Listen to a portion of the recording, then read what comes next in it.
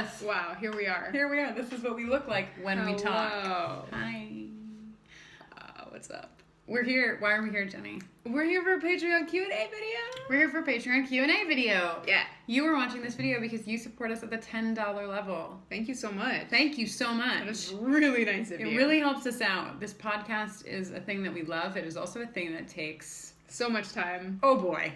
Oh boy, does it take a lot of time. It takes a lot of our time. We're going to talk about that because one of you asked us a question that kind of relates to that. So before we get into the questions, we just want to start by saying there will be spoilers in this. Yes. There is no way for us to be able to answer your questions without talking about more than just a season and a half of the show. So if you're a $10 supporter of ours and you asked a question and you're very sad right now because you can't watch the rest of the video, just shoot us an email over at bufferingthevampireslayer@gmail.com. Let us know I submitted this question and I don't want to get anything spoiled, and we'll send you your little, we'll pull out your answer. We'll just send you your answer, okay? Yeah. Otherwise, I think most of you have seen, based on your questions, you've seen the series. Yeah. So with that warning in mind, let us proceed, yes? Let's do this. Okay. Moira asks, apart from Buffy and Angel, what is your favorite Joss Whedon show? There's a second part to Moira's question, but perhaps we should take it one at a time. Firefly. I haven't seen any others, except for Angel. I've seen Buffy and Angel. I've tried to watch Firefly 3 times. I've made it through the first episode, half of it. Half of the first episode I've seen 3 times. I can tell you so much about the first half of that episode because I've seen it so many times. Can you really, though? Do you actually remember anything about it? Yep, they're on a plane, and there's a redheaded girl, and there's people flying and things, and there's some making out, and somebody gets in trouble about something, and You don't remember anything. I get bored. Okay. Well, after we get through...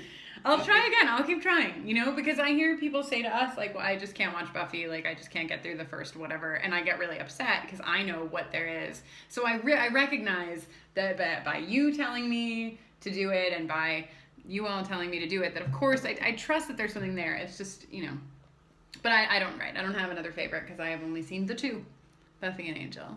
The second part of Moira's question is, would you consider podcasting about those other favorite shows once you have made it through Buffy and Angel? Moira here has decided that we are doing both Buffy and Angel.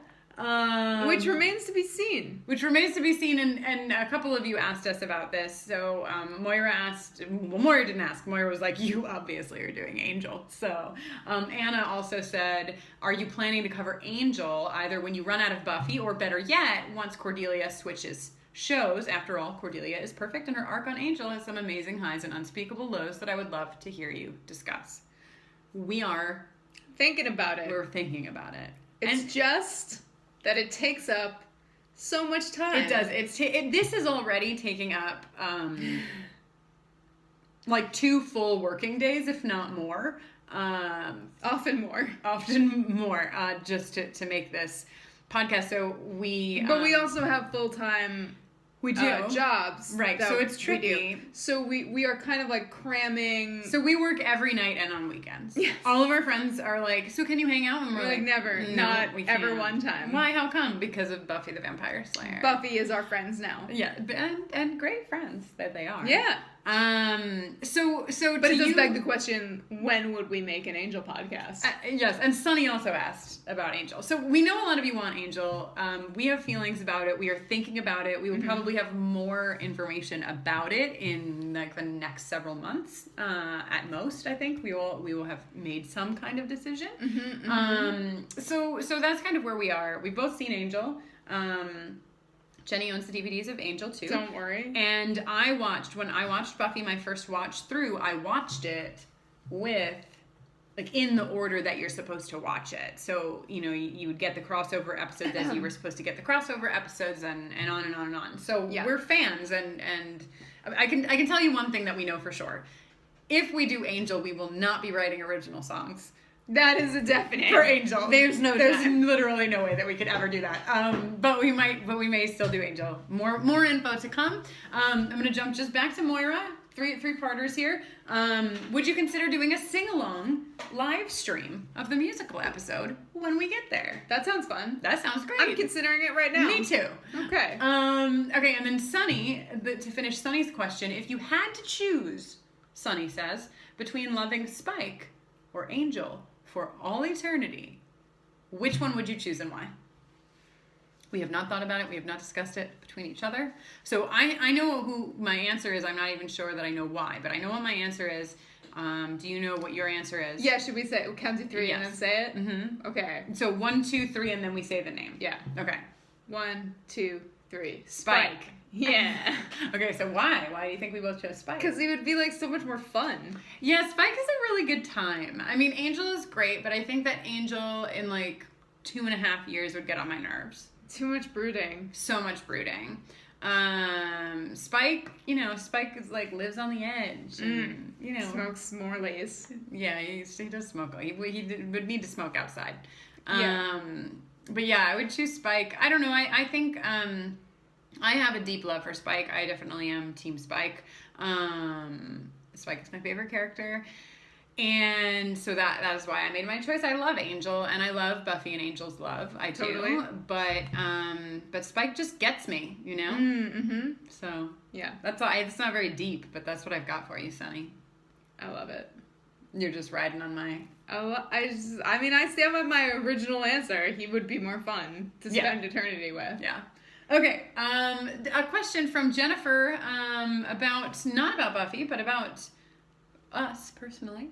Other than the weather, what do you like best about living on the West Coast, and what do you miss most about the East Coast? If you don't know, Jenny and I lived in New York and forever, and New Jersey, somewhere in New York or New Jersey for our whole lives before we moved here a year ago, Los Angeles a year ago.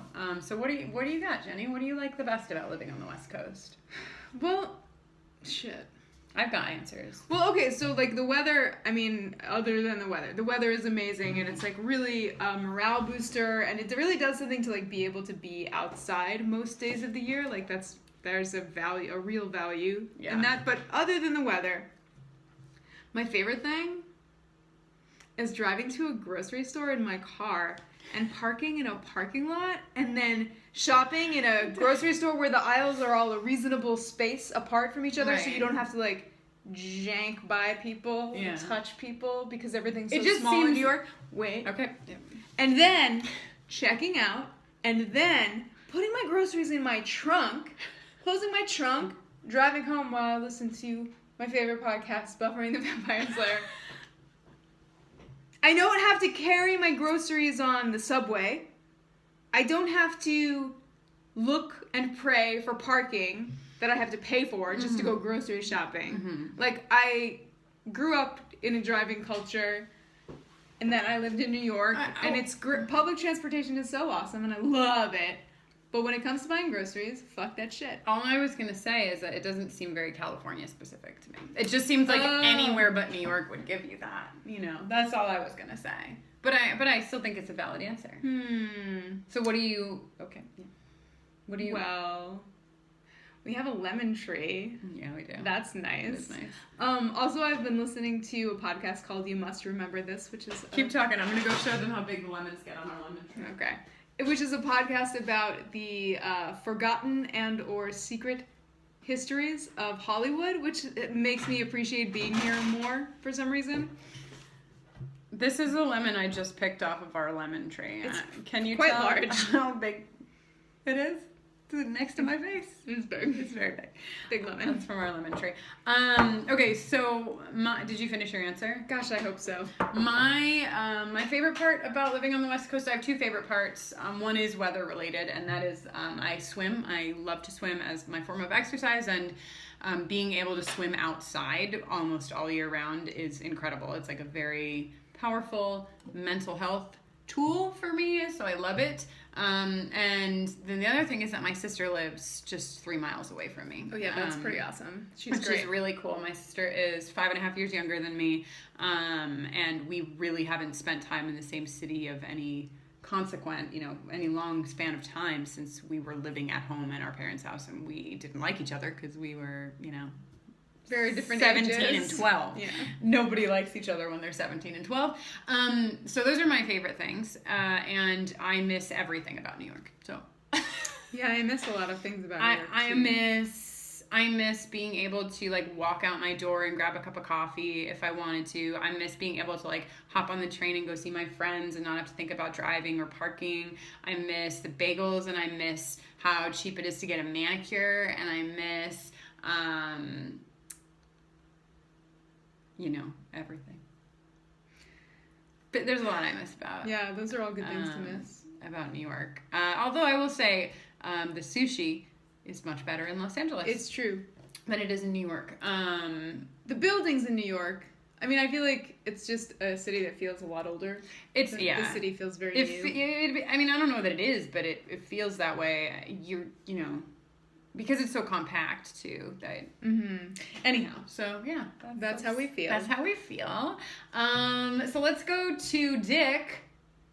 If a Buffy reboot were to happen, who would be your dream cast? Or if you prefer to answer this question instead, how would you cast a spin-off series about how the Potentials are handling being Slayers in 2017? Great. I can't think of any actors who are young enough to do either of those things.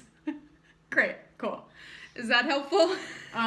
Who would you cast? Who would we cast? What about Amandla? Oh, Sternberg? Yes. Yeah, she would be I would amazing. cast her as Buffy in the reboot of Buffy. Boom. Done. Hell yeah. Those were all my mics that I dropped. Good mic drops. You don't have anybody? You're jumping on the Amandla? I can't think of young people. Man. I'm so sorry. Well, Everyone I think of is like my age. Do you have any people who are older now but who you would have cast as their younger selves? Like, we can do that for you to bridge your gap. Like, I would have maybe cast a young Drew Barrymore. Oh. I'm just thinking of like the Mara sisters. Oh, yeah. The Mara sisters would be fun as some potentials, for sure. Yeah. I'm bad at this, I'm sorry. Sorry, Dick. We didn't do a good job with your question, but we tried. And you got an answer, which is we don't know any young actors. Good answer. We do know some. What about What's-Her-Face from Stranger Things? Millie Bobby Brown, is that her name? Millie Bobby Brown. Yeah, she would be amazing. She'd be great as a potential. Okay, Steven. Yes.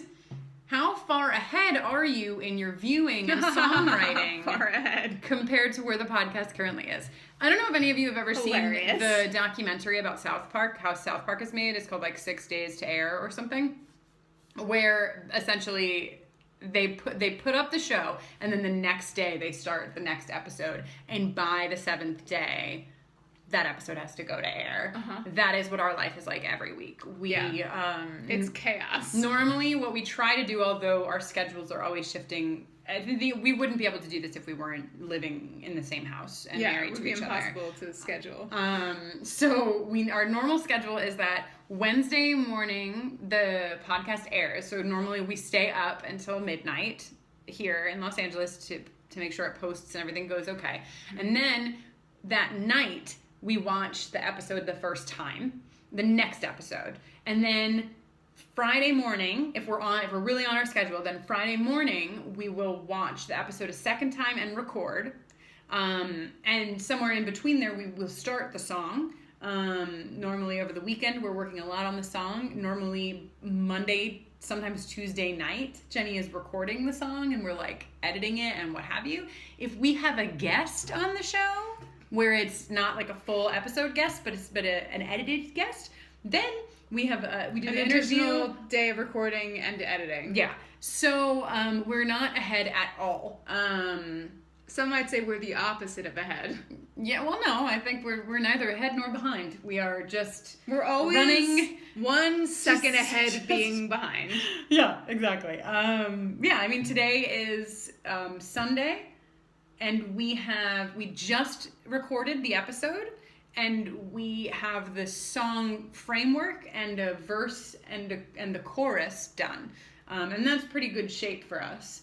because sometimes we get to Monday and we have that, and that's scary. Yeah. So it's intense. It's very intense. There are definitely, when we did the Dark Age, I really thought, I was like, it's not going to happen. We had so much trouble with the song that we couldn't get it done. And I was like, what are we going to do? Like, we don't have a song. So it's really intense, which is why you all at the level that you give are so crucial, because it's becoming more and more like a full-time, not a full-time, but like a full half-time job. Mm-hmm. And we could always do more, you know. Well, the thing is, like, we don't have a lot of time to do like proper outreach to guests and stuff like that, and you know, there's just a lot of moving parts that's hard to keep up with. We love it, but holy crap, are we not ahead? Yeah. Okay, our last question is from Felicia.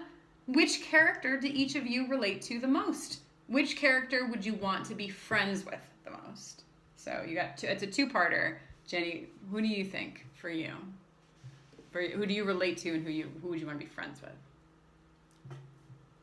I feel like I relate to a healthy combination of Spike and Anya. Mm-hmm. Very well. Mm-hmm. Those are my vibes. Yeah. And I would like to be friends with Willow, who seems like an easier person to be friends with than Spike or Anya. Mm-hmm. Cool. Yeah. I think that I relate to Buffy the most. Martyr complex, anyone? Yeah, I feel like I have the weight of the world on my shoulders. And Buffy struggles with depression, as do I. So, Buffy. Me and Buffy. Like this. And I think I would most want to be friends. That's hard. Because I would really like to be friends with kind of everyone on the show. Oh, that's a good answer. Because I really would. When I was about to say, because I was going to say Spike. Like, I would really like to just, like, be best friends with Spike and, like, hang out and make fun of him for stuff and, like, But, like, I would love to be friends with Anya and Willow. I'd love to be friends with Willow. Are we kidding that I don't want to be friends with Cordelia? Of course I do. Fucking Giles? Sign me up. So it's hard for me to pick, but I suppose if I have to pick one, I would pick Spike, which is nice because then I'm picking you. Oh boy. Because you identify as Spike. Okay. Isn't that romantic? That's very romantic. Great. So we will do more of these Q&A videos. Thanks for your questions. Thank you so much for your questions. If you'd like, you can post your questions for our next video on this post. And we'll do one more post before we do our next Q&A video in case you missed this one. But feel free to leave your questions in response here. And thank you so much for your support. We really appreciate it. And it is really helping us make the podcast. Hell yeah. Thank you. So thank you for that. Should we howl out for them? Yeah. Okay. Until next time. Awoooooooo.